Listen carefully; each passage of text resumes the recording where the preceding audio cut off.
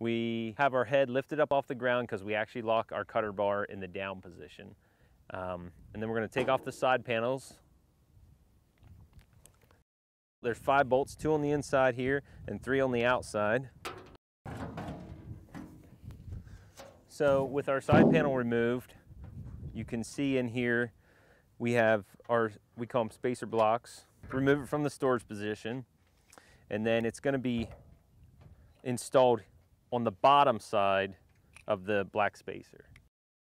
We're going to install this spacer on the bottom side and then tighten up the bolts.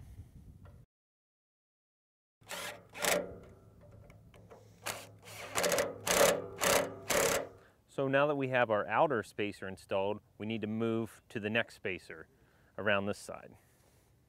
And this has another storage post right in here. I've already loosened the bolts, and it's the same concept, but it's important to note that this spacer now goes on top of the black piece in here.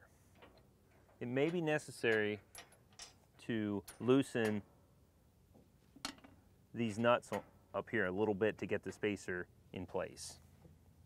If you do have to loosen the nuts, be sure to tighten them back up after you have the spacer in place.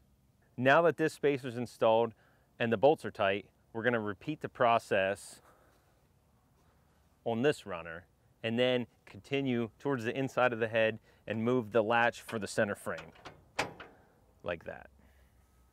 Now that we have all our spacers installed, I do want to note that the outside spacer is on the bottom and the other 2 that we installed are on the top.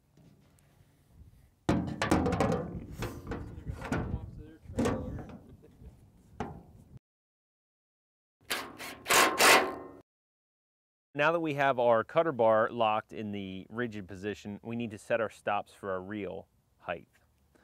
So this is as simple as sliding the pin, and we have a flex position, fixed position, and lock position.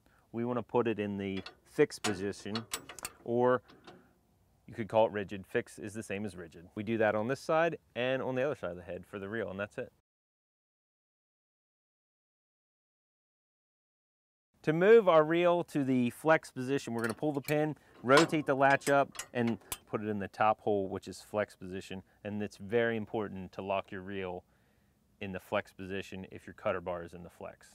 After we have our reel set to the flex position, we're going to move our cutter bar to the flex position by moving this handle, does the center section, and then removing our spacers that were installed for the fixed position.